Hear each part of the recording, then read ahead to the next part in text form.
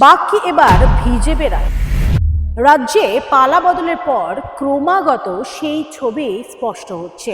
জাহাঙ্গীর খান, সোনা পাপ্পু, পাঁচু রায়, ইতিমধ্যেই ইডি অফিসারদের পক্ষ থেকে গড়িয়াহাট থানায় একটি আর্মস কেসে এই সোনা পাপ্পুর নামে অভিযোগও দায়ের করা হয়েছে। যারা এই ব্যবসাটা সামলাতো তার ডিরেক্টর এই জয় এস কামদারকেও গ্রেফতার করেছে। জাহাঙ্গীর খান বড় বড় কথা বলেছিলেন, তিনি পুষ্পা, তিনি ঝুঁকবেন না। उसका यदि सिंह बोल रहा है, हम तो पुष्पा बोल ना सकते ना, बन सकता ना। এই मुहूर्ते জাহাঙ্গীর খান আজ সকাল বেলায় কলকাতা হাইকোর্টের দ্বারস্থ হয়েছেন রক্ষা কবচের আবেদন জানিয়ে। পাঁচু রায়ও আজ দুপুর 2টো নাগাদ হাজির হয়েছেন সিজিও কমপ্লেক্সে।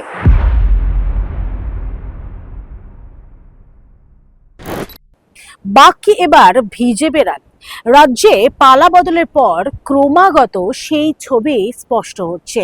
কেন? তালিকা কিন্তু দীর্ঘ, যেখানে জাহাঙ্গীর খান, কুখ্যাত ডন, সোনা পাপ্পু, পাঁচু রায়, তারা কেউ আসছেন ইডির দপ্তরে, কেউ বা আবার আদালতে ছুটে যাচ্ছেন রক্ষা কবচের জন্য। নমস্কার, আমি তুলিকা রায়, বেঙ্গলি বাটির পর্দায় আপনাদেরকে স্বাগত জানাচ্ছি। সোনা পাপ্পু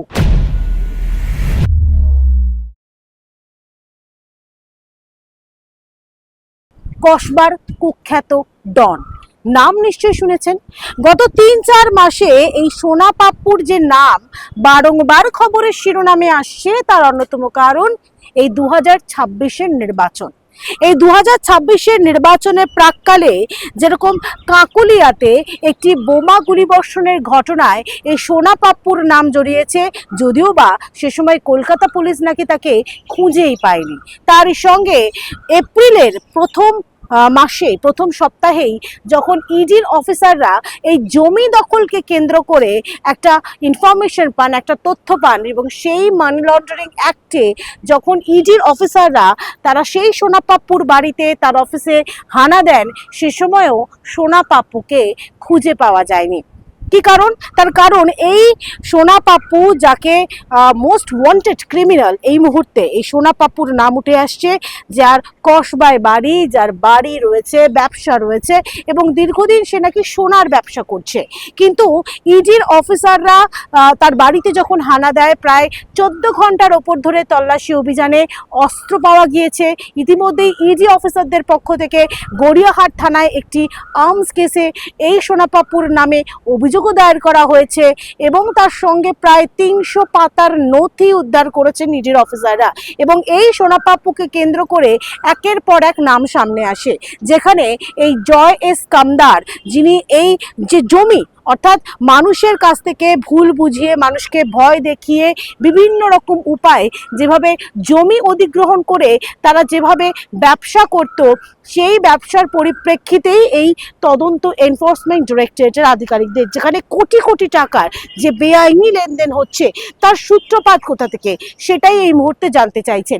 এবং এ ঘটনায় আমরা দেখেছি কিভাবে যে কলকাতা পুলিশের এই শান্তনু সিনহা বিশ্বাসের নাম উঠে আসে, যে শান্তনু সিনহা বিশ্বাস এই মুহূর্তে ইডি হেফাজতে রয়েছে।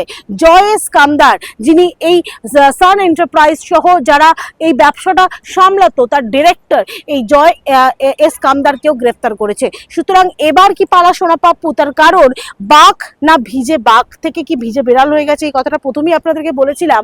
তার অন্যতম কারণ সোনা পাপ্পু, যাকে গত 3 মাস ধরে নির্বাচনের আগে এবং নির্বাচনের পরে যাকে খুঁজে পাওয়া যাচ্ছিল না, কিন্তু সে খুব অদ্ভুতভাবে গাড়ির ভেতর থেকে ভিডিও পোস্ট করছে, সোশ্যাল মিডিয়ায় তাকে অ্যাক্টিভ দেখা যাচ্ছে, কিন্তু কলকাতা পুলিশ তাকে খুঁজে পাচ্ছে না।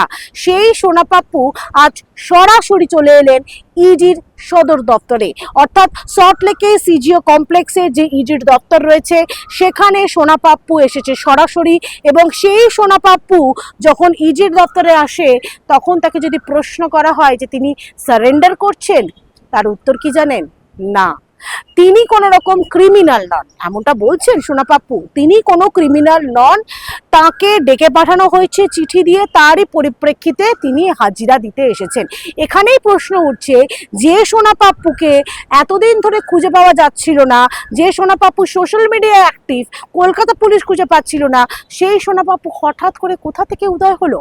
তাহলে কি এই যে রাজ্যে যে পালাবদল হয়েছে এবং 9 মে শুভেন্দু অধিকারী মুখ্যমন্ত্রী পদে শপথ গ্রহণ অনুষ্ঠানের পর থেকে যেরকম ভাবে দেখা গিয়েছে একের পর এক অ্যাকশন নিচ্ছে, জিরো টলারেন্স, অর্থাৎ কোনো রকম ভাবে দুর্নীতির সঙ্গে আপোষ নয়, কোনো রকম ভাবে মানুষের সঙ্গে প্রতারণার সঙ্গে আপোষ করবে না এই বিজেপি সরকার। আর সে কারণেই কি ভয় পেয়ে এই মুহূর্তে সোনা পাপ্পু তিনি সরাসরি চলে এসেছেন ইডির সদর দপ্তরে। তবে এ প্রসঙ্গে সোনা পাপ্পু যখন সোশ্যাল মিডিয়ায় তিনি কি বলেছিলেন জানেন?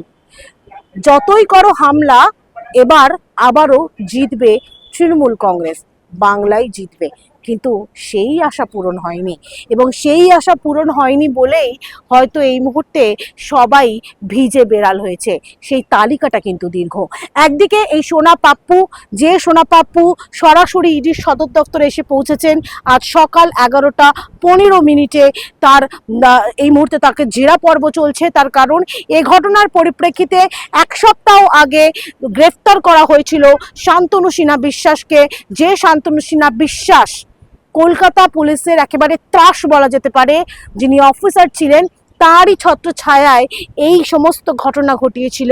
ইডির তথ্য সেটাই বলছে, এবং আদালতেও সেই সোনা পাপ্পুর বিরুদ্ধে পোস্ট করেছে। তবে সোনা পাপ্পু আরও একটা কথা বলেছে, যেহেতু কলকাতা পুলিশে তার বিরুদ্ধে নাকি কোনো অভিযোগ নেই, এমনটা তিনি দাবি করেছেন। কিন্তু ভুরি ভুরি তথ্য এই মুহূর্তে ইডির অফিসারদের কাছে রয়েছে। শুধুমাত্র সোনা পাপ্পুর কথাই বা কেন বলছি, এই সিজিও কমপ্লেক্সে আরও একজন ব্যক্তি এসেছেন, নাম পাঁচু রায়।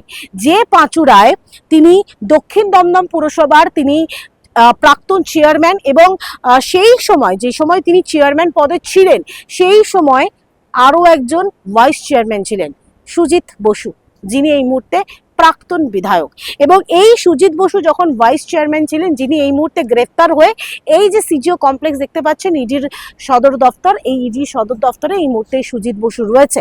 এবং এই মুহূর্তে সুজিত বসুর বিরুদ্ধে যে অভিযোগ, অর্থাৎ পুরনিয়োগ দুর্নীতিতে একাধিক চাকরির নামে বেনিয়ম করা, চাকরির নামে দুর্নীতি করা, সেই ঘটনার পরিপ্রেক্ষিতে সুজিত বসুকে গ্রেফতার করা হয়েছে। এবং সেই সময় যেহেতু তিনি প্রাক্তন ছিলেন, অর্থাৎ সেই সময় চেয়ারম্যান পদে ছিলেন এই পাঁচু রায়, সে কারণে পাঁচু রায়ও আজ দুপুর 2টো নাগাদ হাজির হয়েছেন সিজিও কমপ্লেক্সে।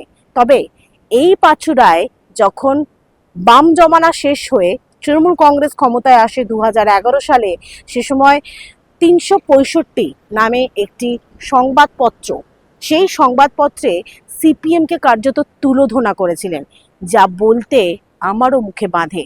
তবে কি বলেছিলেন জানেন? রেড রোডে এই সিপিএম এর লোকজনদের ...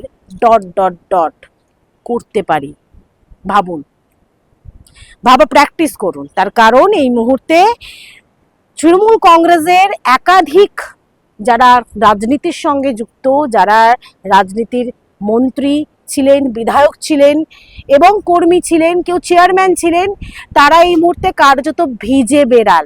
তারা এই মুহূর্তে আসছে ইডির দপ্তরে, আসছে একেবারে চুপচাপ আসছে, ইডির নোটিশে আসছেন, তারা প্রশ্নের উত্তর দিচ্ছেন। আরও একটা নাম, জাহাঙ্গীর খান।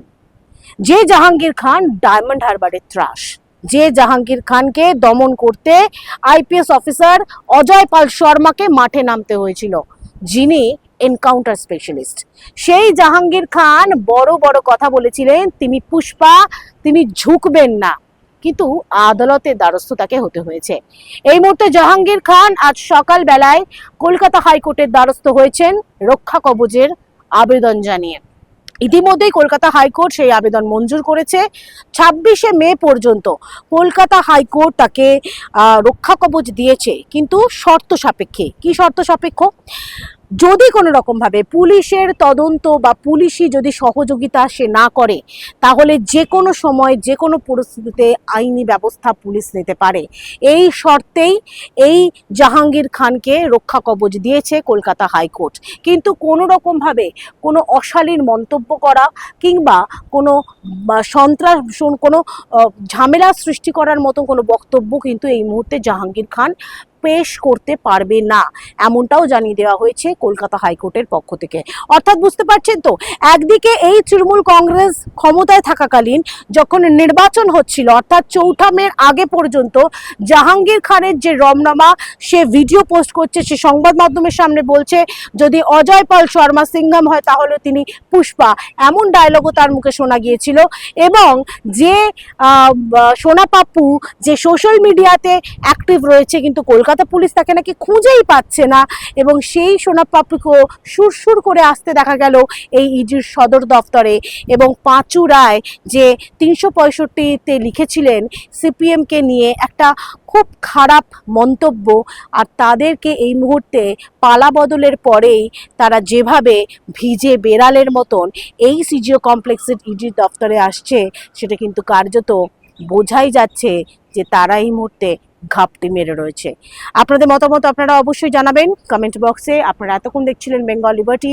এই ভিডিও যদি ভালো লাগে তাহলে লাইক, কমেন্ট, শেয়ার, সাবস্ক্রাইব করতে ভুলবেন না। www.bengalliberty.com এ আপনাদের জন্য রয়েছে সমস্ত খবর সাজানো। স্বাধীন, কাঁচহীন গেরিলা সাংবাদিকতার পাশে দাঁড়ান। অসংখ্য ধন্যবাদ।